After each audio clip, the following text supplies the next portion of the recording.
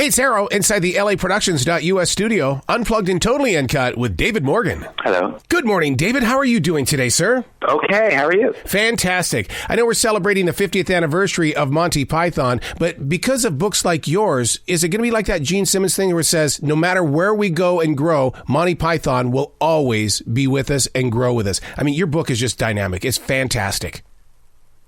Well, thanks very much. Yeah, they always will be with us. Their humor is so timeless. Even though their show, Monty Python's Flying Circus, debuted on the BBC in 1969, they rarely traded with topical humor. Like you didn't have to know what was going on in England in 1969 in order to get the jokes. So the humor is translated not only across time eras, but also across cultural and political boundaries. So they've spread their fan base all around the world. Yeah, I'm glad you said that, because there's many times, and I've met many people that always think of British humor being very unique in its own right. And if you aren't in England, then how are you supposed to understand it? But we completely understand Monty Python. Yeah, they usually dealt with archetypes, like establishment figures. They would make fun of cabinet officials or police officers, school headmasters, royal family, and that's something that translates to every culture, because everybody makes fun of government officials and so forth. So it's very understandable. There's nothing. It may have a British sensibility to it, but it's not limited to a British knowledge or British history that you have to know in order to get the jokes. The new book, it has the foreword from John Oliver. I think what a perfect pick, because if anybody could be a part of Monty Python in 2019, his writing style is just mind-blowing. Yeah, and he was definitely influenced by Python. Their liberating traits. He writes very touchingly about how he was introduced to the humor of Python and what it's meant to him and to generations of comedy writers and the influence that they've had. And he was perhaps the closest to Pythonic among today's generation, I think.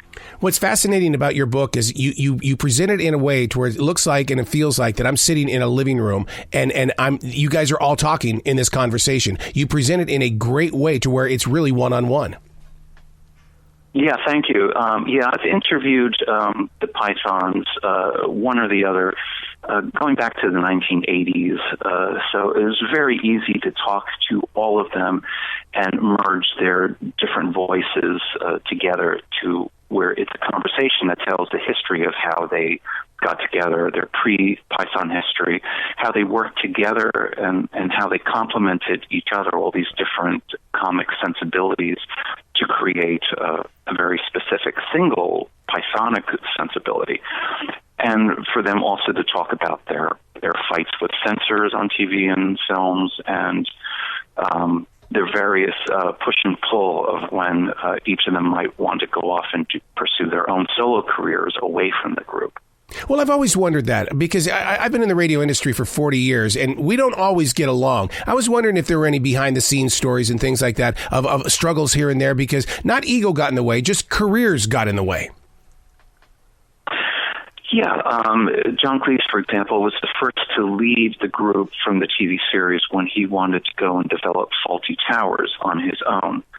And over time, even as they would do movies and records and books together, they were also pursuing their own interests. Terry Gilliam was directing films.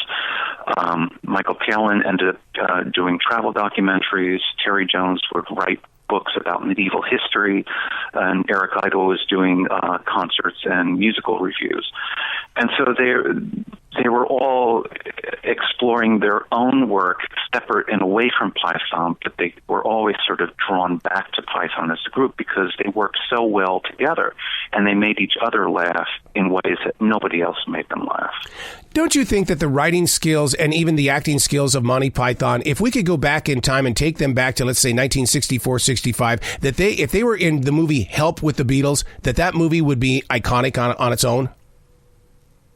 Well, that movie is already iconic of its own, and it does has kind of the spirit. I mean, the 60s was a revolutionary time in pop culture, especially in England, in music and film, fashion, television, comedy, and the Pythons were as much, just as the Beatles were revolutionary in the area of music, the Pythons were the Beatles of comedy in a sense. That most of them had met each other when they attended Cambridge and Oxford universities. They were pursuing serious studies while also performing in comedy reviews. And when they graduated, rather than pursue careers in law or medicine, they were hired by the BBC to write comedy for TV and radio. So they all worked with each other in various combinations during the 60s while they worked with people like David Frost. And then in 1969, the BBC offered them their own show to write and perform. The BBC gave them incredible freedom, basically said, do whatever you want. And the Pythons did whatever they wanted. The book we're talking about is Monty Python Speaks. This book is a book filled with, it's a love story. It is the love for comedy, it's the love for acting, and it's also the love that fans have for those that made them laugh. It's a true love story. Yes. I mean, I approach it as both as an historian, sort of getting the behind-the-scenes production history, but also as a fan, because I grew up with these guys, and their humor was really unlike anything I had seen. I was wondering how you went into the project. You say a historian. I feel like an archaeologist, but I also feel that you are the instructor taking the millennials by the hand saying, hey, let me go ahead and share something with you that you're going to be talking about in the years ahead. Yeah. Well, fortunately, all the Python shows and movies are now available on Netflix. So that's making them available to whole new generations of fans. But when they did their reunion show, The Five Surviving Pythons, in London in 2014, they had no expectation. They had no idea that it would become as popular as they did. The first show sold out its tickets in 43 and a half seconds. Yeah. And they kept adding more shows and kept selling it out. And then finally it was broadcast in cinemas around the world. They had no expectation, certainly, that there would still be such a rabid fan base for them. But their fans are not just baby boomers. They're also young people who have discovered the movies and TV shows over time. And love the way that John Cleese has kept that attitude going, because he's been to Charlotte twice now, and just to watch him bring it all to life right there in front of you on stage. The man has got a gift. Oh, yeah. Yeah. Well, they're all gifted, and even though each has their own sort of separate personality, when they come together as Python, it's quite unique. No other group has really come up with anything like that. You're absolutely right. The closest I saw a few years ago, there was a TV show called The Whitest Kids You Know, which was 5 young guys who were very anarchic, and they even dress up as women. So those are probably the closest to Python that I've seen.